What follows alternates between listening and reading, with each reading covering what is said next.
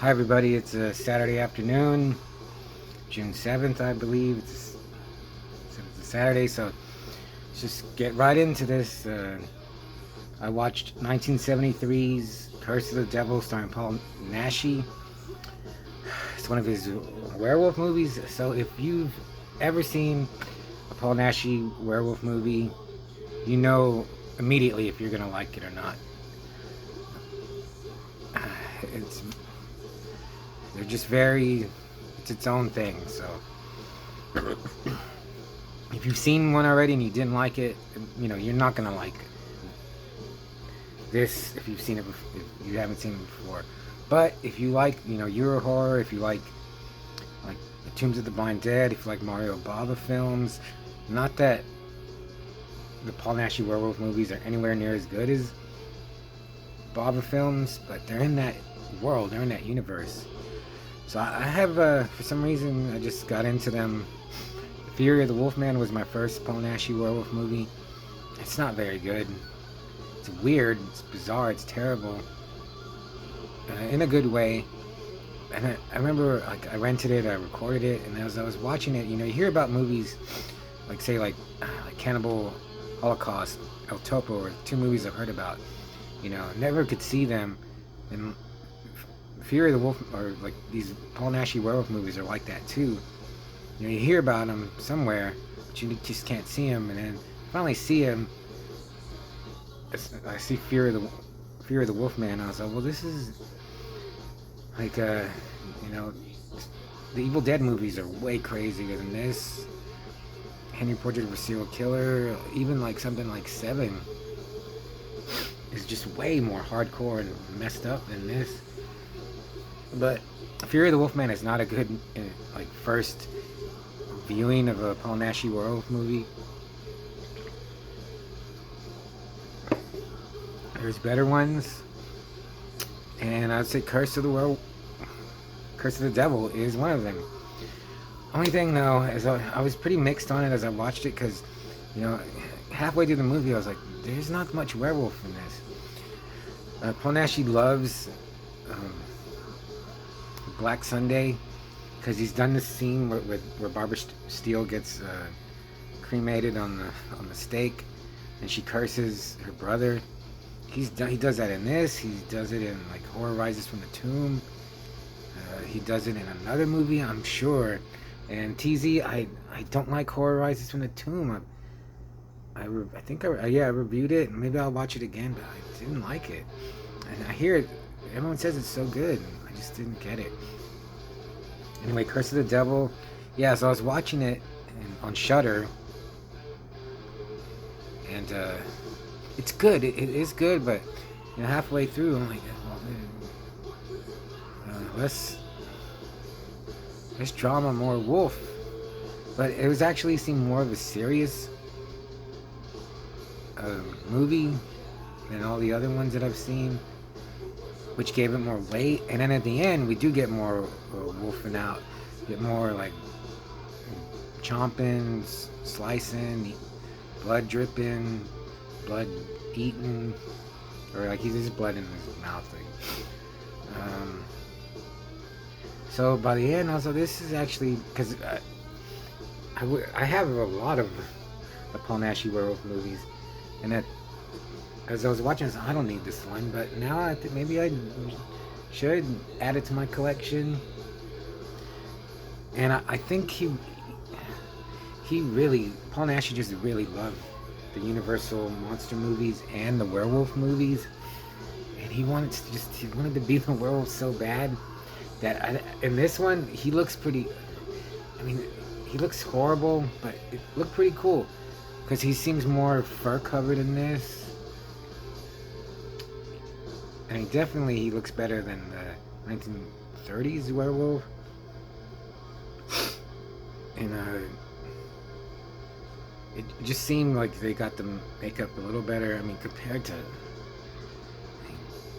The Howling or American Werewolf. I wonder what Paul thought of those when he saw them. I wonder if he had like a love-hate thing with them. I wonder what his thoughts were. If he got to see other, I don't know what year he died. I don't think you got to see like Dog Soldiers. You probably didn't like Wolfen. But I just would like to hear his thoughts on American Werewolf in London and Howling. What else is there? So yeah, it looked good. Maybe eventually I'll add it to my collection. I am glad I saw it. So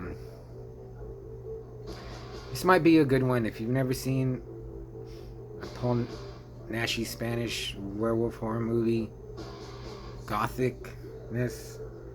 This might be a good one to start to ease into. And so I'll give it a 3 out of 5. Yeah, it's weird because I was like, I'm not into this, but by the end it just won me over, and I was into it.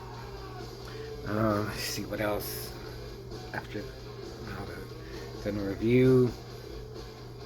I saw Final Destination Bloodlines.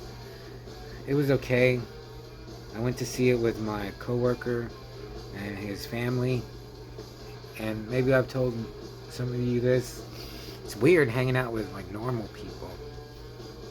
I mean, after Garth, now that he's gone, and then my friend Beer's gone, they were just very like eccentric, weird people, and the few remaining friends that I have are bizarre individuals. So I was like, man, this isn't like they're not smoking meth in the parking lot, or they're not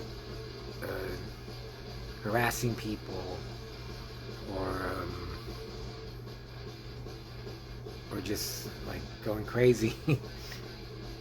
they're just regular, whatever that means to you, like regular normal people. So Bloodlines it was okay. If you have friends of a family and you get popcorn and a soda and go watch it, yeah. And the theater is packed. Usually I don't like that, but now it's just becoming normal.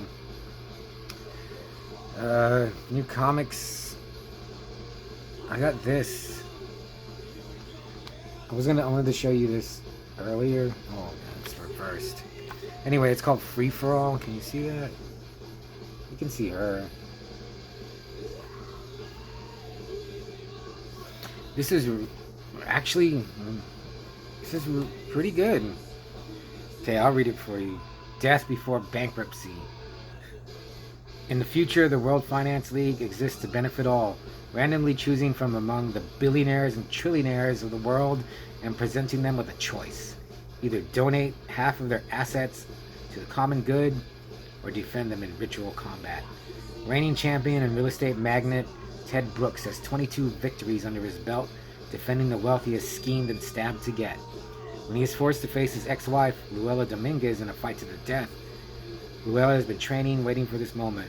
But will she have what it takes to defeat the man who would do anything, absolutely anything, to keep his fortune? What was really good about this, it's just one issue. It's not 4 issue, 5, 6, 7, 8, 9, 10, 11, 12. You know, not just poking your eyes out and drawing it out to get more money. It was $8, but it's like a 57, 58 page story by Patrick Horvath, who I've never heard of before, but he wrote it. The art's pretty good. And actually, this is the only thing that I can think of that's reminded me of like an 80s indie comic from like First, Valiant, when they started out. Just whatever indie comic company that was doing stuff that no one knew about. It actually has that feel, so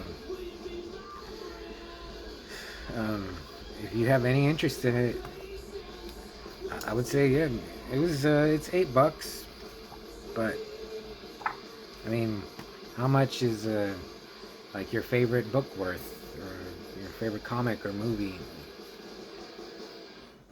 Yeah, I'll probably read this again, or they probably will do a sequel. I'm assuming, but I would give this like a 4 to 5, just for the idea and the art and just the whole this concept of it. So yeah, that's it. Saturday, I'm gonna work on the zine right now and finish this beer and have another shot, and I'll see you later.